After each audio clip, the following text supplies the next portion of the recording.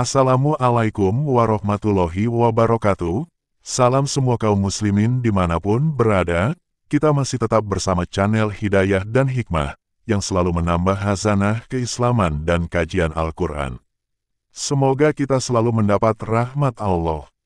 Video kali ini terjemah dan tafsir surah Hud ayat 52 sampai ayat 53. Jangan lupa like dan subscribe, komen dan share agar channel ini terus berkembang dan dakwah Islam semakin meluas. Terjemah dan tafsir ayat 52 sampai ayat 53. Dan Hud berkata, "Wahai kaumku, mohonlah ampunan kepada Tuhanmu lalu bertobatlah kepadanya. Niscaya Dia menurunkan hujan yang sangat deras. Dia akan menambahkan kekuatan di atas kekuatanmu, dan janganlah kamu berpaling menjadi orang yang berdosa."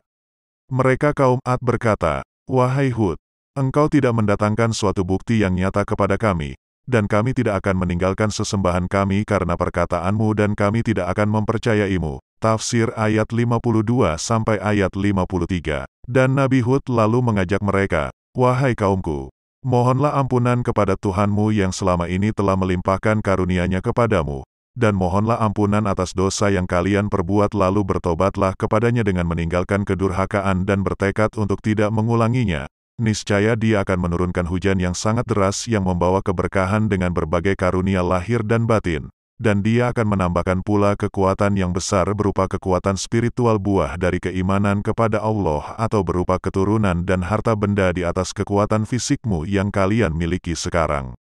Dalam surah Nuh ayat 10-12. Maka sekali lagi bertobatlah, dan janganlah kamu berpaling dari tuntunannya yang aku sampaikan, dan janganlah kembali lagi menjadi orang yang berdosa. Ayat ini menunjukkan bahwa beristighfar dan bertobat adalah pangkal segala kebaikan jiwa, raga, harta, dan keturunan. Ayat ini menerangkan bahwa Hud alaihi salam setelah mengajak kaumnya menyembah Tuhan yang Maha Esa dan melarang mereka menyekutukannya dengan beribadah kepada berhala-berhala, menyuruh mereka meminta ampun kepada Allah yang kemudian bertobat dengan penuh keikhlasan. Selanjutnya Hud alaihi salam menjelaskan, apabila mereka berbuat seperti yang telah dinasihatkan itu, niscaya Allah akan menurunkan hujan lebat, yang sangat besar manfaatnya bagi mereka sebagai bangsa yang banyak mempunyai tanam-tanaman dan kebun-kebun. Allah juga akan menambah kekuatan dan kemuliaan yang mereka impikan, di samping yang sudah mereka miliki.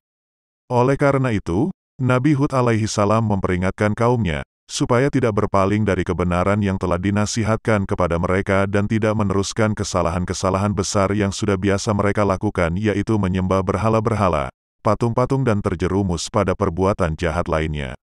Kaum Hud alaihi salam itu, yang disebut bangsa Ad atau kabilah Ad atau kaum Ad, di samping terkenal sebagai bangsa yang kaya raya di bidang pertanian, mereka terkenal pula sebagai orang-orang kuat yang bertubuh kekar, yang menyebabkan mereka bertambah sombong dan takabur, sebagaimana yang diterangkan oleh Allah dalam firman-Nya.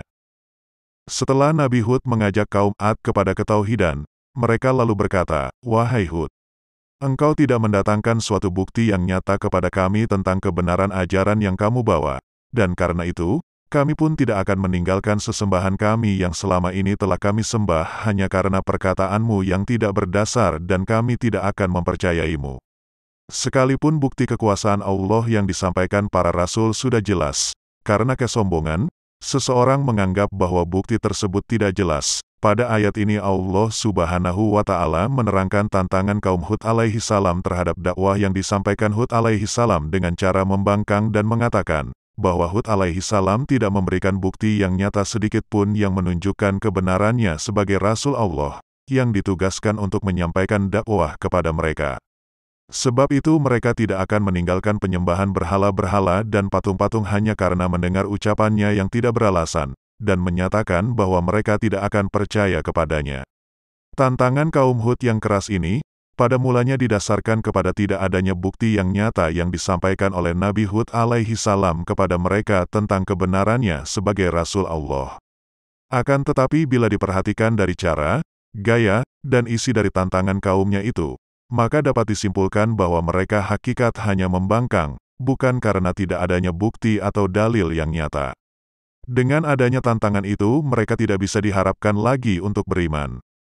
Maka adapun kaum Ad, Mereka menyombongkan diri di bumi tanpa mengindahkan kebenaran dan mereka berkata, siapakah yang lebih hebat kekuatannya dari kami? Tidakkah mereka memperhatikan bahwa sesungguhnya Allah yang menciptakan mereka? Dia lebih hebat kekuatannya dari mereka. Dan mereka telah mengingkari tanda-tanda kebesaran kami. Maka kami tiupkan angin yang sangat bergemuruh kepada mereka dalam beberapa hari yang nahas.